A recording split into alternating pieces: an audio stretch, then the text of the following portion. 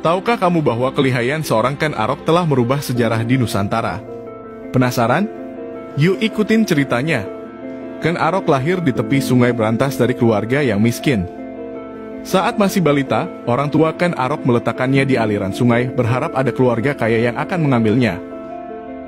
Akan tetapi, Ken Arok ternyata diambil oleh seorang pencuri bernama Lembong yang membesarkan Ken Arok dan mengajarkannya cara untuk menjadi pencuri yang handal.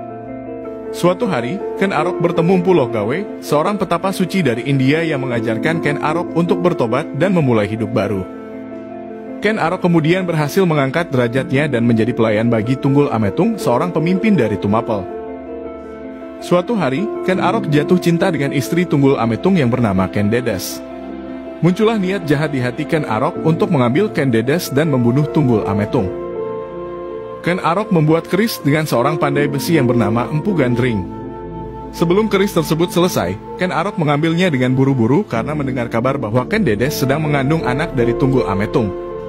Ken Arok bersikeras bahwa Tunggul Ametung harus mati sebelum anaknya lahir dan menjadi penerus tahta Tumapel. Ken Arok membuat rencana licik, ia memberikan keris tersebut kepada Kebo Ijo, seorang pelayan Tunggul Ametung yang suka mengoleksi keris.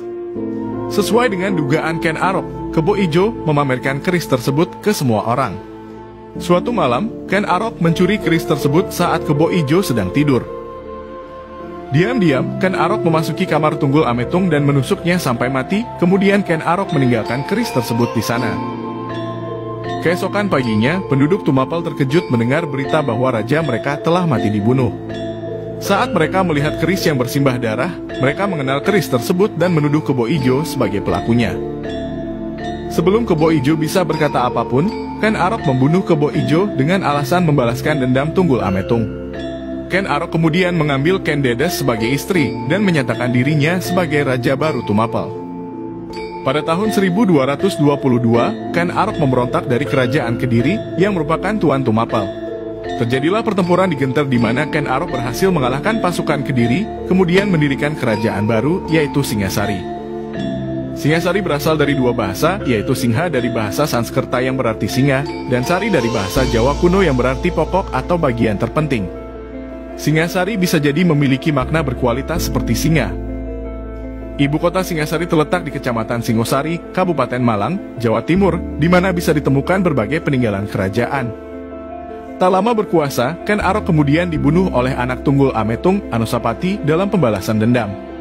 Tak lama kemudian, Anusapati dibunuh oleh anak Ken Arok, Panji Tohjaya. Konon, tragedi ini terjadi karena kutukan yang diucapkan oleh Empu Gandring saat dibunuh oleh Ken Arok. Pada tahun 1268, Singasari dipimpin oleh Kertanegara. Di bawah Kertanegara, Singasari mencapai puncak kekuasaannya. Beliau menjadi raja pertama di Jawa yang memiliki ambisi melampaui Pulau Jawa. Pada tahun 1275, Raja Kertanegara mengadakan ekspedisi Pamalayu dengan tujuan merebut wilayah-wilayah bekas Sriwijaya yang sekarang tidak bertuan. Kerajaan-kerajaan kecil ini dengan cepat menyatakan sumpah setia kepada Singasari dan memperkuat kekuasaan Singasari atas Nusantara. Pada tahun 1284, Raja Kertanegara mengadakan ekspedisi Pabali dan merebut Pulau Bali melalui perperangan. Meskipun berhasil, ekspedisi ini melemahkan kekuatan militer Singasari dan menempatkan Singasari pada posisi lemah dari serangan di masa depan. Kejayaan Singasari diperhatikan oleh Kekaisaran Mongolia. Kublai Khan mengirim utusannya ke Jawa untuk menuntut upeti dan ketundukan.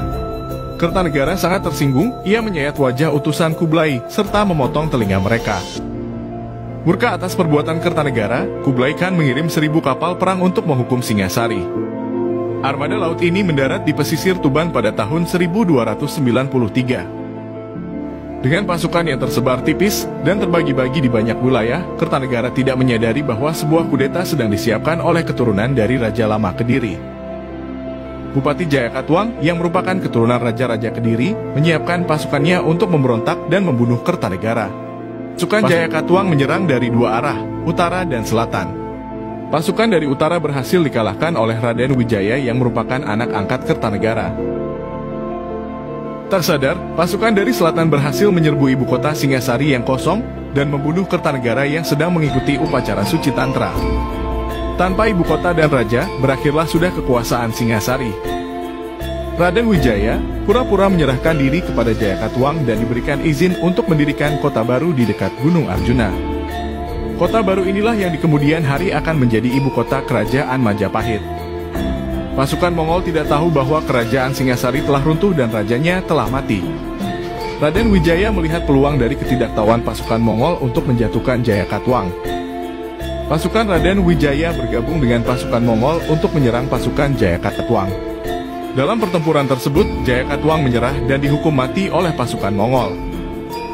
Setelah Jayakatwang disingkirkan, Raden Wijaya beralih dan menyerang pasukan Mongolia yang tidak siaga, sehingga memaksa mereka untuk meninggalkan Pulau Jawa. Raden Wijaya, anak angkat dari Kertanegara, naik tahta menjadi Raja Kertajasa Jayawardhana, raja pertama dari Kerajaan Majapahit. Pada video selanjutnya kami akan membahas mengenai Kerajaan Majapahit dan ambisinya untuk menyatukan semua wilayah di Nusantara. Terima kasih teman-teman sudah mau belajar sejarah bersama Historia Mundi. Ikutin akun kami biar tahu kisah sejarah lainnya.